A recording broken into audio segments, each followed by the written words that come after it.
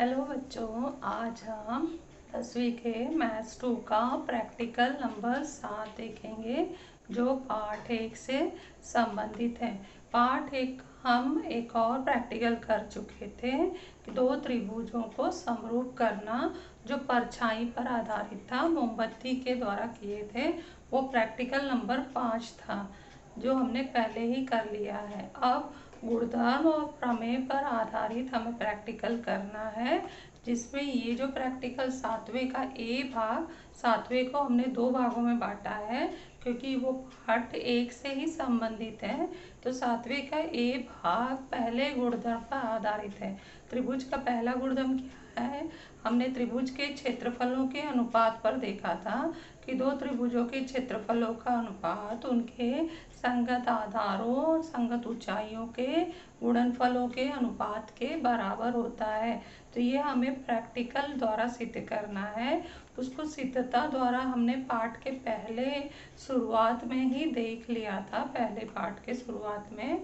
उसके बाद एक और गुणधर्म हमने पाठ के अंतिम भाग में पढ़ा था, जो हम 7वें के बी भाग, प्रैक्टिकल 7वें का बी भाग में देखेंगे। तो सबसे पहले हम ये 7वें का ये भाग देखते हैं जो पार्ट 1 के पहले गुणधर्म पर आधारित है।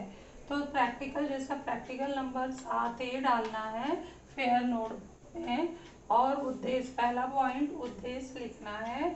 दो त्रिभुजों के क्षेत्रफलों का अनुपात उनके संगत आधारों तथा संगत ऊंचाइयों के गुणनफलों के अनुपात के बराबर होता है। सामग्री में हमें क्या लेना है? सफेद कागज, प्लेन कागज, सादा कागज होता है, पट्टी, पेंसिल, गोनिया और रबर की सहायता से हमें आकृति बनाना है। यहाँ आकृति दिया गया है। आकृति में एक साधारण सा 2 प्रकार का त्रिभुज बनाना है। माप अपने सुविधा अनुसार ले सकते हो। यहाँ जो भी माप दिखाई दे रहा है ये बोर्ड के हिसाब से लिया गया है और वो इसी तुम्हारे स्केल से ही नाप कर लिया गया है।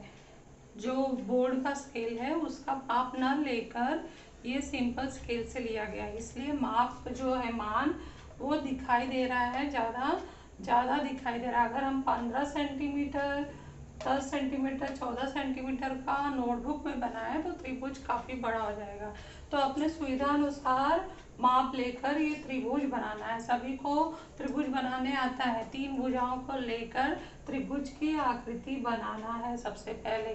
जैसे कि यहाँ पहले ए बी 15 सेंटीमीटर खींच के 10 सेंटीमीटर और 14 सेंटीमीटर का छाप लगाया गया है। सिंपल एक त्रिभुज बनाया गया है। वहाँ पर दूसरी त्रिभुज बड़ी आकृति ली गई है। क्यू आर 20 सेंटीमीटर लेकर 12 सेंटीमीटर और 17 सेंटीमीटर का चाप लगाया गया है। तो त्रिभुज सी ए बी और त्रिभुज पी क्यू आर तैयार हुआ है।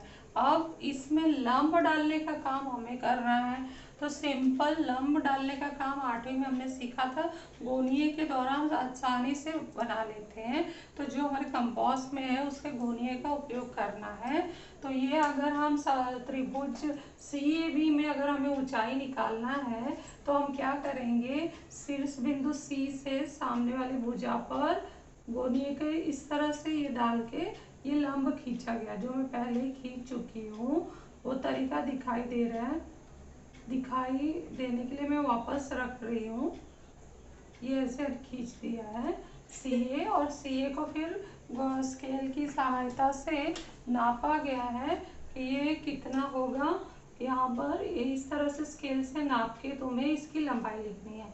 ये लंबाई हमने लिया नहीं है, जब हम गोनिये से बना लेते हैं तब निकालते हैं। दूसरी बार इस त्रिभुज में भी जाना है। शीर्ष बिंदु P से ये आधार पर रखना है। सब लोग सीख लिए गए होंगे। ये तो रख के ये लाइन खींच देना है। ये हो गया लंब हमारा, शीर्ष लंब हो गया, आधार पर लंब हो गया। उसके बाद स्केल की सहायता से इसका मेजरमेंट लेकर नाप कर लिख देना है। इस तरह से हमारी पूरी आकृति पूरी तैयार हो जाती है प्रयोग के लिए। नाम भी होना चाहिए, सारे माप होने चाहिए, और इसमें बहुत ही इम्पोर्टेंट माप हमारा 2 माप है जो बहुत जरूरी है। वो है आधार, प्रमेय के अनुसार आधार और ऊंचाई। यहाँ पर भी आधार और ऊंचाई माप इम्पॉर्टेंट है, उसको सही सही नापना है। उसके बाद तुम्हें फ्रैक्शन तालिका बनानी है जो यहाँ पर बना हुआ है। ध्यान से देखिए, इसमें एक भाग त्रिभुज एबीसी में 3 कॉलम छोटे छोटे बनाए गए हैं। पहला कॉलम आधार का है, दूसरा ऊंचाई का है, तीसरा त्रिभुज का क्षेत्रफल लगाने का है। उसी तरह से अगला एक कॉलम पूरा बड़ा लिया गया है जिसमें 3 भाग किए गए हैं। त्रिभुज पीक्यूआर के लिए आधार, ऊंचाई और त्रिभुज पीक्यूआर का क्षेत्रफल का सूत्र। उसके बाद यहाँ पर 2 त्रिभुजों का, जो हमने त्रिभुज क्षेत्रफल निकाला है एबीसी और त्रिभुज पीक्यूआर क्षेत्रफल निकाला है, उसका अनुपात यहाँ लेना है और उसको x नाम देना है। और उसके बाद ये हमने कहाँ से लिया है, इस कथन से। कथन में दिया है 2 भाग कि 2 त्रिभुजों के क्षेत्रफलों का अनुपात किसके बराबर होना चाहिए, संगत आधारों तथा ऊंचाइयों के गुणनफलों के अनुपात के बराबर होना चाहिए। तो ये जो पहला भाग है वो यहाँ पर आ रहा है, 2 त्रिभुजों के क्षेत्रफलों का अनुपात, उसको हमने x मान लिया। ये देखो, ये पहला भाग x दिया गया है। फिर उसके बाद संगत आधार तथा संगत ऊंचाई के गुणनफलों का अनुपात। ये आधार और ऊंचाई, ये आधार और ऊंचाई, उनके गुणनफल और उनका अनुपात को हमने y मान लिया, यहाँ y लिखा गया। तो ये हमें निकालना है और फिर देखना है कि क्या ये दोनों बराबर होते हैं। अगर बराबर हो रहे हैं तो हाँ लिखना है, हाँ लिख के फिर निष्कर्ष पर आना है। तो निष्कर्ष हम बाद में देखते हैं। तो ये तो हम लोग डायग्राम बनाना सीख लिए होंगे। सबसे पहले सादे पेज पर कंपास की सहायता से गोनिये, स्केल, रबर, पट्टी, पेंसिल की सहायता से अच्छे से डायग्राम बना लेना है। माप अपने सुविधा अनुसार लेना है, जरूरी नहीं बोर्ड पे जो दिख रहा है वही लो, क्योंकि ये बोर्ड के हिसाब से बहुत ज़्यादा बड़े माप का बनाया गया है। तो इसके अनुसार मैं ये माप यहाँ लिख रही हूँ, आप लोग अपनी आकृति का माप यहाँ लिखोगे, कोई भी कॉपी नहीं करना है।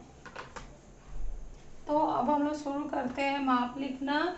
तो सबसे पहले एरिया त्रिभुज एबीसी के लिए आधार AB ये दिया गया है, तो उसका माप हम लोग लिखेंगे, कितना है 15 सेंटीमीटर। फिर ऊंचाई CD, ऊंचाई कितना है 9 सेंटीमीटर। फिर एरिया त्रिभुज एबीसी निकालो, 1/2 गुणे आधार गुणे ऊंचाई, तो 1/2 गुणे 15 गुणे 9, ये आधार है और ये ऊंचाई है। तो ये हमने काट दिया, 2 से 15 कटेगा, 7.5 आ गया।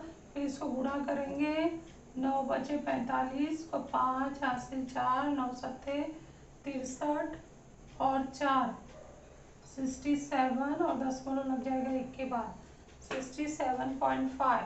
ये एक त्रिभुज का काम पूरा हो गया। इकाई भी लिख सकते हैं, सेमी वर्ग।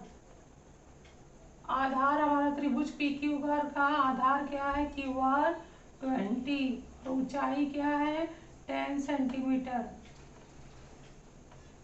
एरिया त्रिभुज PQR निकालो, तो 1/2 गुणे 20 गुणे 10 बराबर 2, 20 को काट दो, 2 दाम में 20, 10 गुणे 10 100 सेमी वर्ग। तो इस तरह से हमारा ये पहले त्रिभुज का पूरा क्षेत्रफल, दूसरे त्रिभुज का पूरा क्षेत्रफल आ चुका है। ये एरिया त्रिभुज एबीसी है, एरिया त्रिभुज PQR है। तो अगला हमारा जो कॉलम है इसी के बारे में है, तो ये इम्पोर्टेंट है, ये सही सही ठीक से काट कर निकालना है। तो अब मैं अपना मान यहाँ लिखती हूँ, एरिया त्रिभुज एबीसी कितना है 67.5 बटे एरिया त्रिभुज PQR, एरिया त्रिभुज PQR यहाँ पे है 100। अब इसको हल करना है सरल रूप में, जितना हो सके उतना काट के छोटा करना है। तो ये ऊपर दशमलव है, ऊपर दशमलव हटाने के लिए ऊपर नीचे दशमलव एक स्थान के बाद है, तो 10 का गुणा ऊपर नीचे करेंगे, तो 67.5 गुणे 10 बटे 100 गुणे 10, तो ये गुणा होके ये हो जाएगा 675, मतलब दशमलव हट गया और नीचे 100 गुणे 10 होगा। उसको हम काटते हैं 5 के पहाड़ा से, 5 विषम 100, फिर इसको काटते हैं 5 एकम 5, 5 तिहाई 15, 5 बचे 25, फिर 20 और 135 को फिर काटते हैं, 5 चौके 20, 5 दूनी 10, 5 सत्ते 35, ऊपर बचा 27 बटे 40। 27 और 40 अब नहीं कटेगा, तो ये हमारा 27 बटे 40 x आ चुका है। अब दूसरा हम निकालते हैं आधार और ऊंचाई का गुणनफल बटे आधार और ऊंचाई का गुणनफल।